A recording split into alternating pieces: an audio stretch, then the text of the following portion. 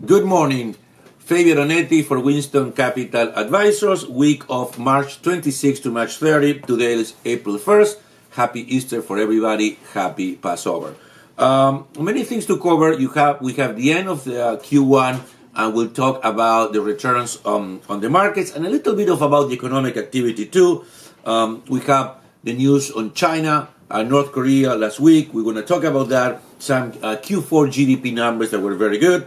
And then, obviously, companies, we're going to talk about Tesla, Facebook, NAFTA, the agreement, and a little bit of Amazon. But let's start with the end of the quarter. Clearly, it worries me when we're always talking about, and we're on the consensus. We started to say, well, the economy is doing great, there is growth, the rates are going up very slowly, the companies are doing great earnings. And we had a great January, but then we have a little bit of a scare with inflation in February that ended up in having a correction. Then we have a lot of this technology noise with Facebook and the other companies. And technology is 25% of the S&P. So eventually that took the index down. So we closed the quarter at the end down about 2% on the major US indices. But Europe did much worse. The UK is down 8, Germany down 7, Japan down 6. Only the emerging markets, who basically ended up flat, did better. Brazil was up 6, Russia up 4, and then gold up 1.6%. The 10-year rate, basically the bonds up again, surprise for everybody. Everybody's talking about the bear market in bonds. However, we had a 10-year at the 270 level. So we still are there. So, we were wrong, definitely. So we're very humble as we go into the second quarter because we thought that the market was going to do better. So far, we've been disappointed, and our portfolio, which is heavy in a lot of the technology names that we like, has suffered significantly. Probably 6-7% down. I haven't done the numbers yet. Also, we started very well with the Q4 numbers that came this week. It was 2.9% growth. The final revision, the market was expecting more like 2.5. It was very positive, and we started with very good momentum. But somehow in the last 2 or 3 weeks, we've been having some signals that the economy is rapidly decelerating. Even some people think that the growth could be under 2%. That would be kind of not a very good surprise, and maybe the market is discounting that. On the other side, also the inflation numbers are very, very low, which again have prompted the bond to rally a little bit and be less worried about imminent action if inflation is low. So clearly we get into Q2. Looking at the economy, that there were some signs of deceleration.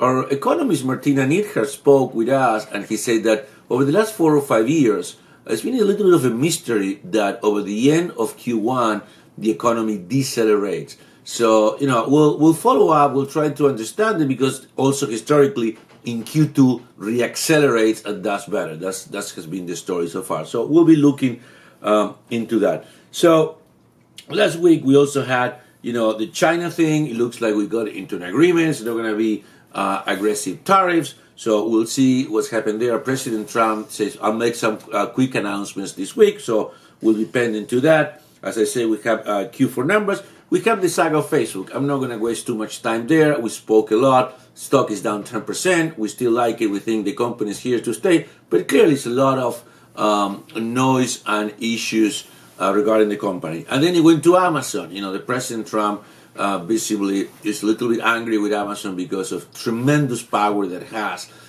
wherever it gets in. But the latest, at least that I'm reading on the weekend, is like the White House that has no plans to do anything against Amazon. So that's there. It looks like we might have a deal in NAFTA. It was announced by Peter Navarro. So it's the first official comment by the White House that we might be soon have a NAFTA deal. Actually, it has almost a 2% rally on the Mexican peso. And then looking at the week ahead, we have labor report on Friday. Remember, the last labor report was super strong at 300,000 people, big rally that day. The market is now expecting 190, unemployment at 4%. And then on Tuesday, Spotify will go listed in the market without issuing shares. Very unique deal. And remember, Spotify is the largest music streaming service in the world. So we'll be very pendant and see how it does. That's all. Again, happy Easter, happy Passover. Have a great week, and we'll reconnect next week.